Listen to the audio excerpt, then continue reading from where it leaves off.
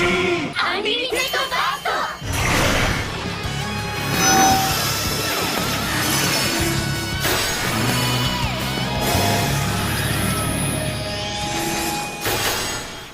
What is up, YouTube? This is Nashi, back with another Weiss Schwarz deck profile video. This time I'll be showing you the changes and updates to my Accel World deck.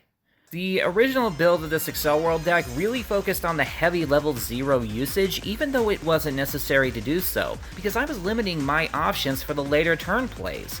And I was missing out on a lot of fun opportunities that, while requiring a bit more of a red splash in this, were absolutely worth making it more of a red-yellow build. And you'll see what I mean when we take a closer look. First up is the level 0 line, starting with 3 copies of Driving Scarlet Rain. She's a brainstormer that retrieves characters from the waiting room back to the hand, but while you control Calming Sight, Nico, and Pato, she gives all other Avatar and Net characters an extra 500 power. I also have 3 copies of Gloomy Countenance Kuriyuki Hime.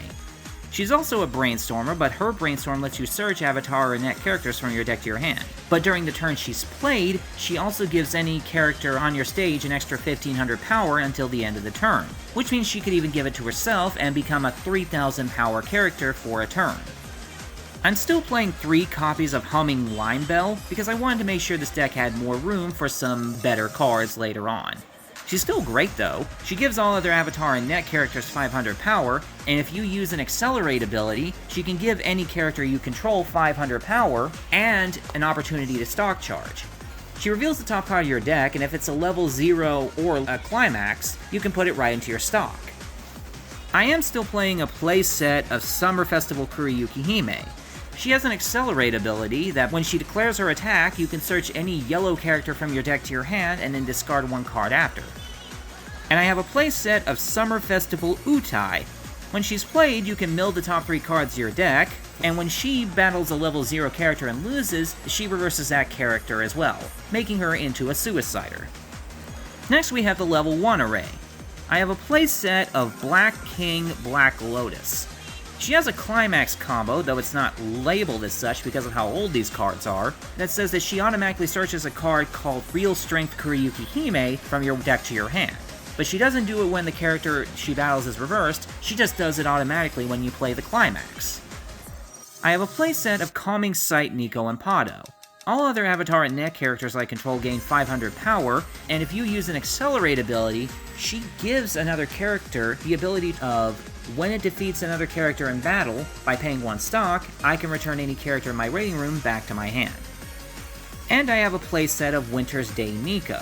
If I have Calming Sight, Nico, and Pato, she gains 500 power for every other Avatar and Net character I control. When she's placed on stage from my hand, I can look at the top card of my deck and either put it back or put it in the waiting room. And she has an Accelerate ability that says by paying the cost, she gains 1 level for the duration of the turn, and if she reverses a character in battle, I can take any character in my waiting room and put it back in my hand. Next we move into the very minimal level 2 line. I have 3 Real Strength Kuriyuki Hime, the card that's searched from the Black King Black Lotus. By putting her to rest, I can give 1 character 1500 power for the turn, but she also has a change ability. By putting her while she's at rest into my waiting room and paying 2 stock, I can take 1 copy of either Kuriyuki Hime or Black Lotus in my waiting room and put it on stage in her position, meaning that these 2 level 3 characters are now early plays. I also now play a pair of A Scene in the Summer Kuriyuki Hime.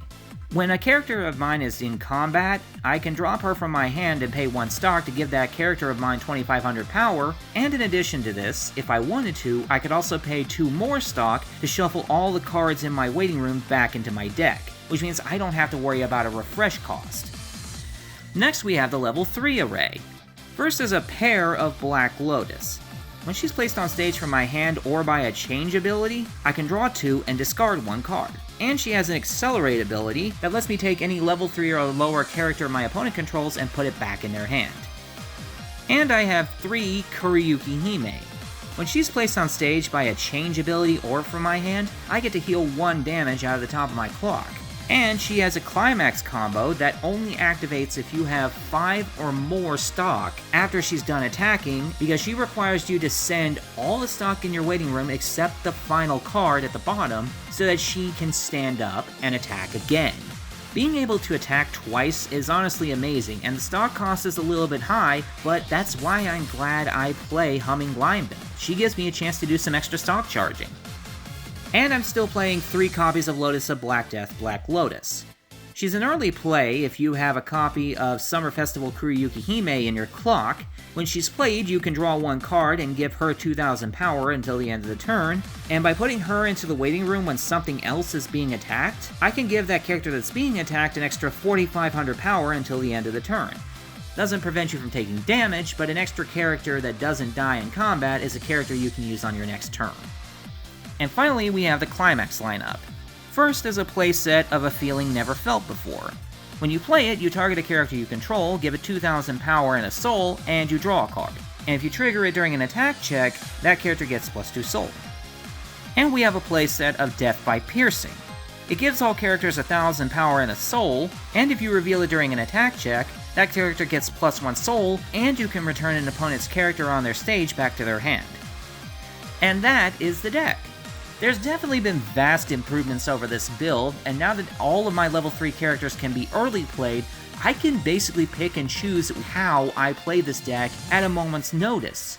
Depending on how heavy my stock lineup is, of course. If I have low amounts of stock, I can just do my early plays and rely on my accelerates to get myself some advantage, but if I'm doing decently on stock, I can possibly risk a Kuriyuki Hime double attack rush. Now, as far as where this deck can go, there's only really one other direction I can take it, and that's by increasing the red splash a little bit more, but I don't want to do that because I just am not as much of a fan of that as I am of this mostly yellow mix. I thank you guys for watching the deck profile video, and if you can think of any ways that I can improve this mostly yellow mix, feel free to let me know. In the meantime, this has been Nanashi, signing out.